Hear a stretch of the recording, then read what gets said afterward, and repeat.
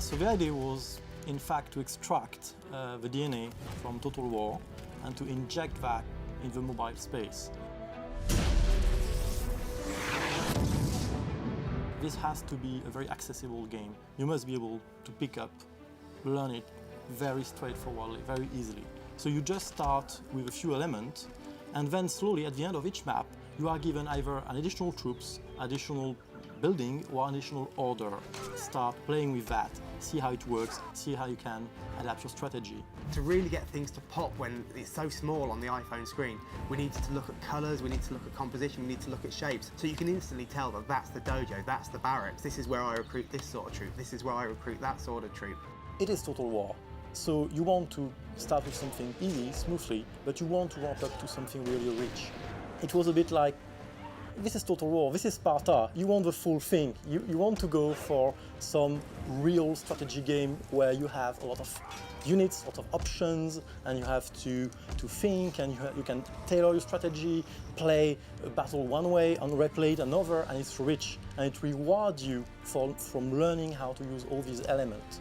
Sword units are strong against pike units are strong against cavalry, cavalry is strong against sword, something that every Total War PC players know, and that you will find the same logic to battle system in Total War battles. My favorite unit is actually cavalry. They're a little bit difficult to use. You need to be very careful about the timing and the strategy you need to adopt, but if you can use them well, they're really powerful. Probably the first unit I'm going to use experience point to upgrade to have elite samurai that are really badass because they are even capable sometimes of managing to deflect gunshot. And the second unit I like to use is a bit more sneaky, is the ninja, and also upgrading them to elite ninja that are capable to attack a unit and then recloak, so basically become invisible again, so you can move them somewhere else and then take out another unit, which in some map is a very good shortcut. One of our biggest challenges was actually to try to get that much game into the limited amount of memory that you have on a mobile device. In the beginning, we were going to support the first iPad, the iPhone 4 and the iPhone 3GS, and then we were going to support Android, different resolutions, different phones, different tablets, etc. So it gradually grew. It happened over time, so it wasn't too much of a problem. We just made sure that even on the lowest end device, you will still get the best gameplay that is possible.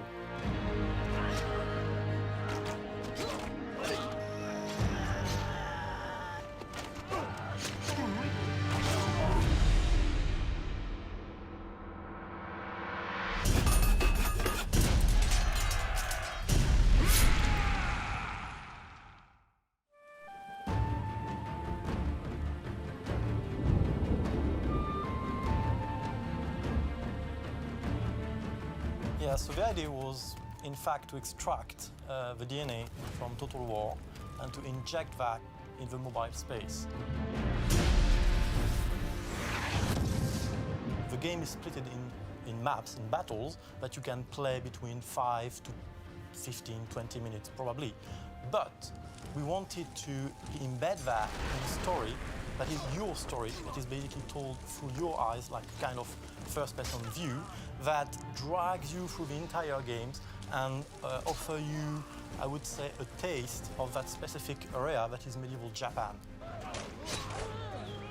The overriding feeling of the story and of the game is of this paradise that's been ruined by war. So we wanted all the areas that you're playing in to feel like there was something destroyed there, something had gone wrong.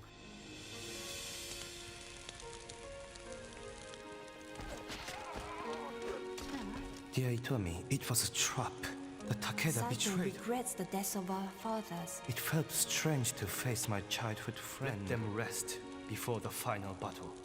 The campaign takes about 10 hours to finish, or much longer if you choose to compete on the leaderboards or unlock all the achievements or complete all the side quests. After winning every battle, you will be awarded experience points. If you like samurai, you can invest all your experience points to build an elite samurai army, or you can choose to promote your archers, matchlocks, or even cannons. So really feel that you are commanding your own clan along this epic journey. Every map has its own flavor, provides many options, and requires the player to adopt different strategies. You play across snowy peaks, you play across dark nighttime levels illuminated by lanterns, you play in Edo period Kyoto, set among giant fortresses across mountain peaks. The game is varied, it's vibrant, it's colourful, it's also dramatic. We have villages on fire, we have rain lashing down, we have lightning. You know, this is a game that really, you know, feeds your emotions and feeds your senses.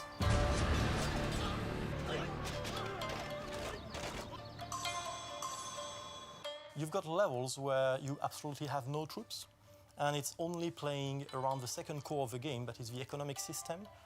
Valley of the Seven Shrine, the challenge is just to have 7 shrines up and running at the same time. And it's an interesting challenge, it's not that easy. It's very peaceful, with very ambient music, very relaxing level before another big battle. I'm not too bad at the multiplayer part, but where you basically play on a single device, which is a little trick we managed to pull off, and I think it's really interesting mode. So in that one, I'm quite good. I'm not the one that gets the highest score on the campaign maps, to be honest.